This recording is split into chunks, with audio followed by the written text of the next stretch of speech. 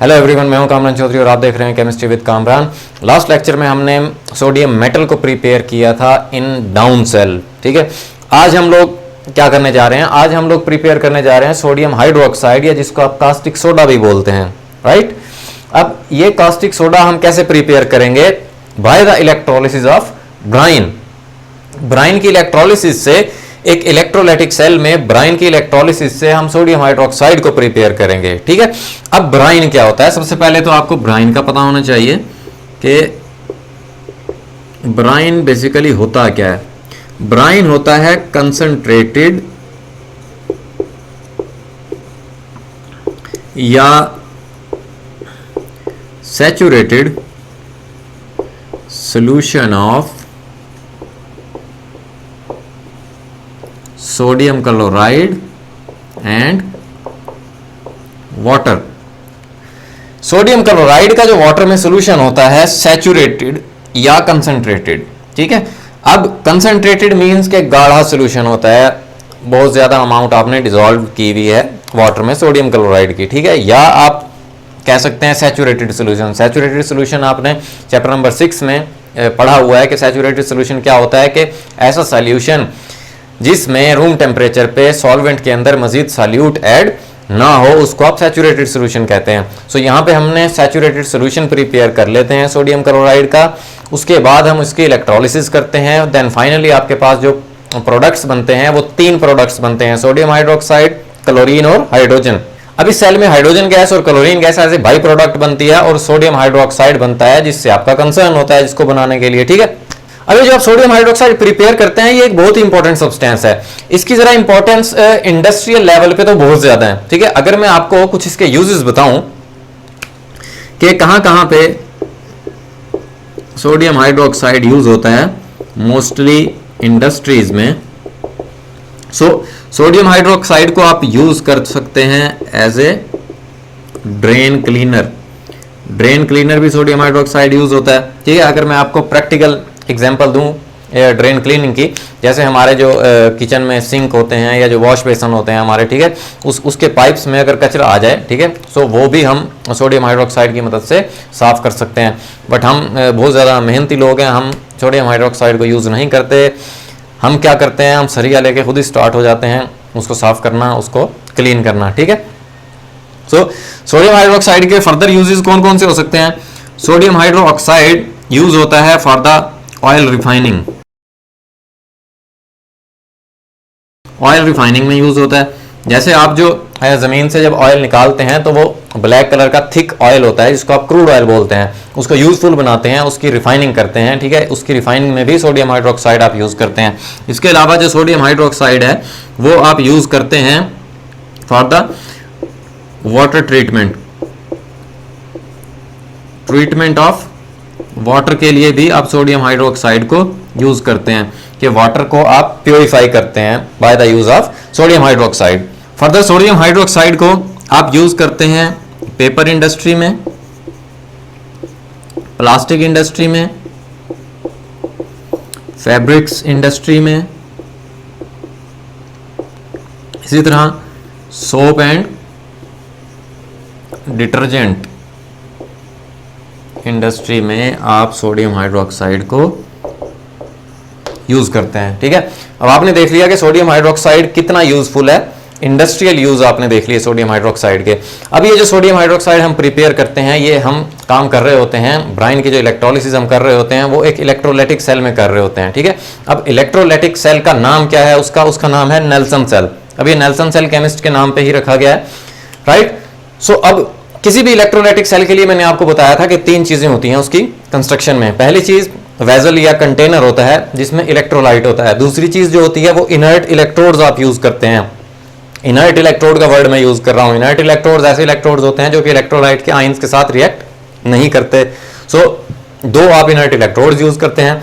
जो थर्ड चीज होती है वो आप एनर्जी सोर्स बैटरी यूज करते हैं। ठीक है, क्योंकि आपने इलेक्ट्रोलाइटिक सेल में इलेक्ट्रिकल एनर्जी को किस में कन्वर्ट करना होता है? केमिकल एनर्जी में कन्वर्ट करना होता है। तो ऑब्वियसली आपको एक एनर्जी सोर्स चाहिए होता है, एक इलेक्ट्रिकल एनर्जी सोर्स चाहिए होता है। ठीक है, अगर आप कंस्ट्रक्शन देखें नेल्सन सेल की, ये यहां पे आपको डायग्राम नजर आ रही है, इसमें देख लें। जो सबसे पहली चीज वो तो कंटेनर है, ये स्टील का एक कंटेनर आपको नजर आ रहा है, ठीक है। उसके बाद कंटेनर के अंदर मैंने आपको बताया इलेक्ट्रोलाइट आप यूज करते हैं। अब वो इलेक्ट्रोलाइट कहां पे है? इलेक्ट्रोलाइट ये आपको नजर आ रहा है, विच इज ब्राइन। ठीक हो गया, यहां पे हमने इलेक्ट्रोलाइट रखा हुआ है। अब दो इलेक्ट्रोड्स, आयरन का कैथोड हम यूज कर रहे हैं और ग्रेफाइट का एनोड हम यूज कर रहे हैं। ठीक है, एनोड को आपने बैटरी के पॉजिटिव टर्मिनल के साथ अटैच करेंगे और कैथोड को बैटरी के नेगेटिव टर्मिनल के साथ अटैच करेंगे।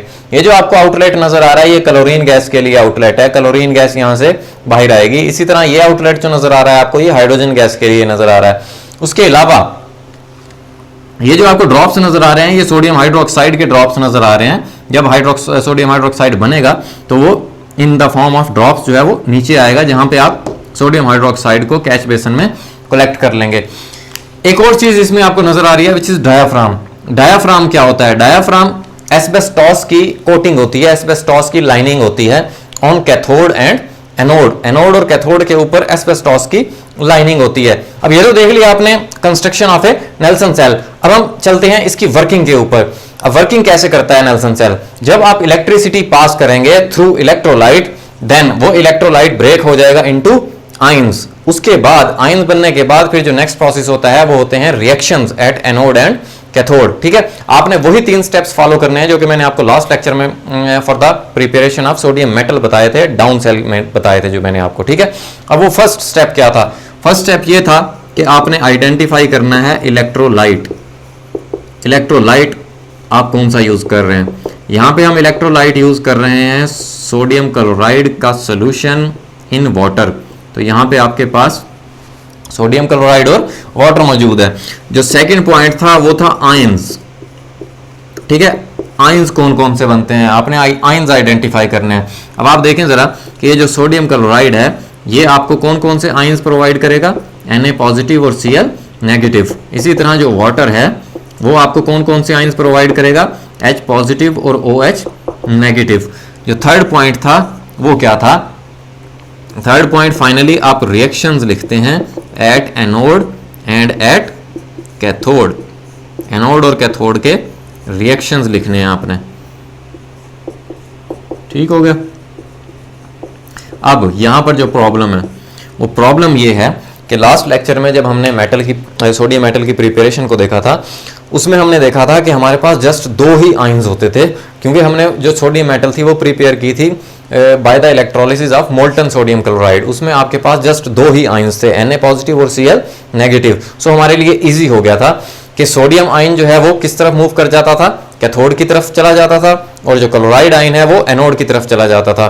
क्लोराइड आयन ऑक्सीडाइज हो जाता था और सोडियम आयन रिड्यूस हो जाता था। ठीक है, बट यहां पे हमारे पास प्रॉब्लम ये आ रही है कि सोडियम आयन और H positive ion, 2 positive ions है हमारे पास और 2 नेगेटिव आयंस हैं, which is Cl negative and OH negative. अब हमें कैसे पता लगेगा कि सोडियम आयन डिस्चार्ज होगा या H पॉजिटिव आयन डिस्चार्ज होगा? इसी तरह Cl नेगेटिव आयन डिस्चार्ज होगा या OH नेगेटिव आयन डिस्चार्ज होगा? अब सबसे पहले मैं इस सेल के आपको एनोड और कैथोड के रिएक्शंस याद करने का तरीका बता देता हूं। ठीक है, उसके बाद मैं इसका भी आंसर करता हूं कि कौन सा आयन एनोड पर जाएगा और कौन सा आयन कैथोड पर जाएगा और क्यों जाएगा। ठीक है, अब देखें याद कैसे करना है आपने। याद ऐसे करना है कि हम प्रिपेयर कर रहे हैं सोडियम हाइड्रोक्साइड को। ठीक है, और सोडियम हाइड्रोक्साइड कैसे बनेगा? सोडियम आयन और हाइड्रोक्साइड आयन की वजह से। अब जब ये सोडियम आयन और हाइड्रोक्साइड आयन कंबाइन होंगे देन आपके पास फाइनली सोडियम हाइड्रोक्साइड बन जाएगा। अब मैं क्या करता हूं, मैंने प्रिपेयर करना है सोडियम हाइड्रोक्साइड जो कि बनेगा सोडियम आयन और हाइड्रोक्साइड आयन के कॉम्बिनेशन से, राइट। अब अगर मैं इन दोनों आयंस को मैंने साइड पे लिख लेता हूं, ठीक है, क्योंकि मैंने तो सोडियम हाइड्रोक्साइड को प्रिपेयर करना है। अब पीछे हमारे पास देखें 2 आयंस रह गए, एक नेगेटिव आयन और एक पॉजिटिव आयन। अब तो आप लोगों के लिए इजी हो जाएगा। अब आपको पता है कि पॉजिटिव आयन जो है वो कैथोड की तरफ मूव करता है और क्लोराइड आयन, नेगेटिव आयन जो है वो एनोड की तरफ मूव करता है। ठीक है, सो जो क्लोराइड आयन होगा वो एनोड की तरफ मूव करेगा और क्लोरीन गैस में कन्वर्ट हो जाएगा by removing it's 2 electrons, right. So anode पर क्या हो जाएगी? ऑक्सीडेशन हो जाएगी।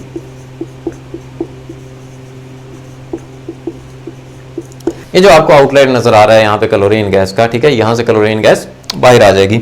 इसी तरह जो कैथोड पर रिएक्शन होगा वो क्या होगा? ये जो क्लोराइड आयन 2 इलेक्ट्रॉन लूज करेगा, हाइड्रोजन का आयन कैथोड की तरफ मूव करेगा, 2 इलेक्ट्रॉन गेन करेगा और फाइनली आपके पास क्या बन जाएगा, हाइड्रोजन गैस बन जाएगी और कैथोड पर क्या हो जाएगी, रिडक्शन हो जाएगी। ठीक हो गया। अब आपके पास यहां पर सॉल्यूशन में कौन कौन से आयंस बच गए, सोडियम आयन और हाइड्रोक्साइड आयन बच गए, राइट। सो फाइनली क्या होगा कि जो सोडियम आयन है और हाइड्रोक्साइड आयन है ये कंबाइन होकर क्या बना देगा, सोडियम हाइड्रोक्साइड बना देगा, जो कि in the form of drops आपको नजर आ रहा है, नीचे आ रहा है। क्यों? क्योंकि ये जो एस्बेस्टॉस की लाइनिंग होती है ये पोरस होती है, ठीक है। पोरस मींस कि सुराखदार होती है, होल्स होते हैं इसके अंदर से, राइट। सो ये सोडियम हाइड्रोक्साइड फाइनली प्रिपेयर होकर in the form of drops आप यहां पर कलेक्ट कर लेंगे। इसका जो ओवरऑल रिएक्शन है वो आपने कैसे राइट करना है।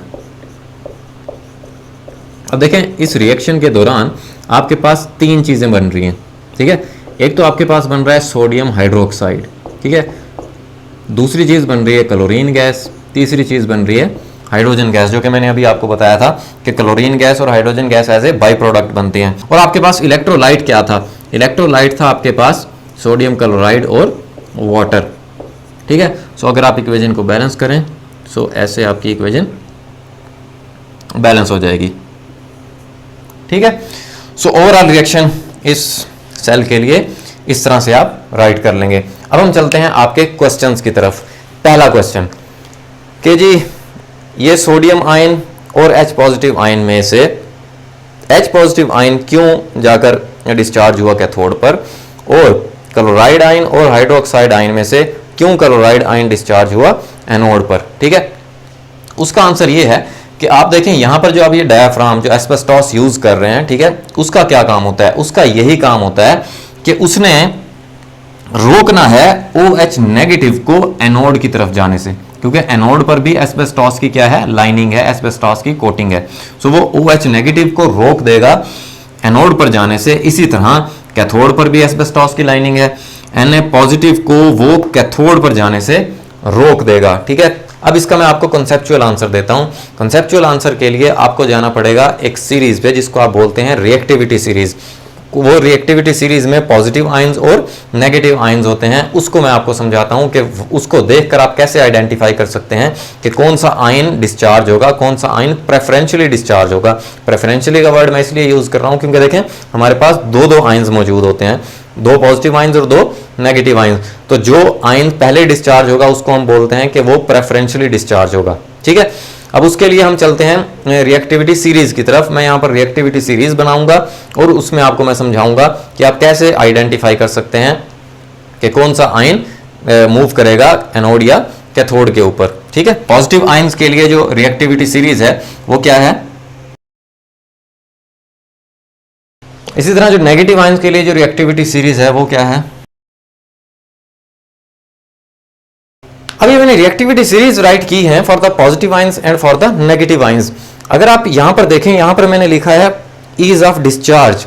अब इसका क्या मतलब है, इसका यह मतलब है कि अगर आपके पास सोल्यूशन में 2 पॉजिटिव आयंस मौजूद हैं, ठीक है, तो जो नीचे वाला आयन होगा वो प्रेफरेंशियली डिस्चार्ज होगा, ऊपर वाला आयन प्रेफरेंशियली डिस्चार्ज नहीं होगा। इसी तरह नेगेटिव आयन के लिए भी आपने इसी चीज को फॉलो करना है कि जो आयन नीचे आएगा वो प्रेफरेंशियली डिस्चार्ज होगा, वो इलेक्ट्रोड की तरफ मूव करेगा और वो जाकर डिस्चार्ज होगा, ठीक है। अब जैसे इस केस में हमारे पास देखें 2 पॉजिटिव आयंस मौजूद हैं, Na पॉजिटिव और H पॉजिटिव, ठीक है।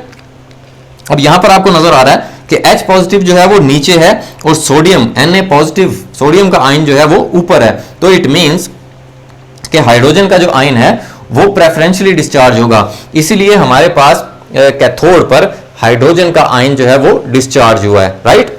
यहां पर मैं आपको फर्दर थोड़ा सा क्लियर कर दूं कि जो मेटल रिएक्टिव होती है उसका आयंस उतना ही लीस्ट रिएक्टिव होता है, उस बेसिस पे हम ये रिएक्टिविटी सीरीज को अरेंज करते हैं।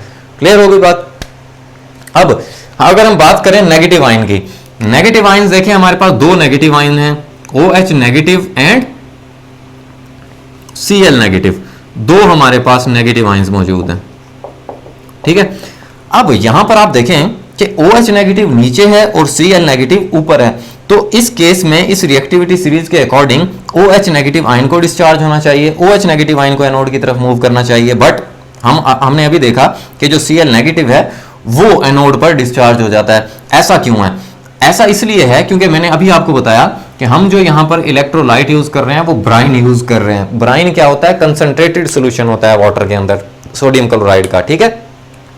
अब जब आप एक कंसंट्रेटेड सॉल्यूशन यूज कर रहे हैं सोडियम क्लोराइड का वाटर के अंदर, इट मींस कि वाटर के अंदर जो सोडियम क्लोराइड के जो अमाउंट है, जो कंसंट्रेशन है वो बहुत ज्यादा है। तो जब सोडियम क्लोराइड जो है वो ब्रेक डाउन होगा Na पॉजिटिव और Cl नेगेटिव में, देन इट मींस कि Cl नेगेटिव आयंस की कंसंट्रेशन बहुत ज्यादा है, ठीक है। सो Cl नेगेटिव की कंसंट्रेशन ज्यादा होने की वजह से Cl नेगेटिव का जो आयन है वो प्रेफरेंशियली डिस्चार्ज हो जाएगा। अगर हम बात करते हैं डाइल्यूट सॉल्यूशन की, कि सोडियम क्लोराइड का अगर आपके पास होता वाटर के अंदर डाइल्यूट सॉल्यूशन, देन फिर इस रिएक्टिविटी सीरीज को हम फॉलो करते, उस वक्त आपके पास OH नेगेटिव आयन डिस्चार्ज होता एनोड पर, ठीक हो गया।